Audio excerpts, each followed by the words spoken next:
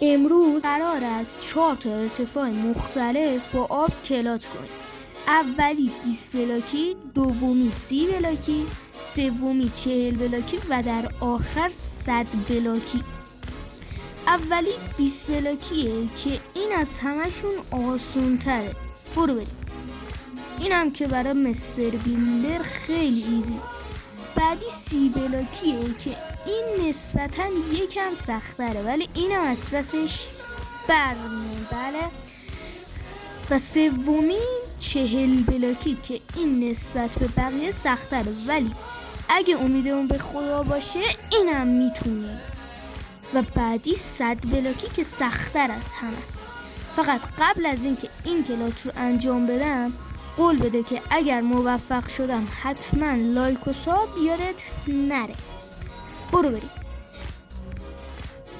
اینم از این یکی. یادت نره قول دادی لایک و ساب کنی.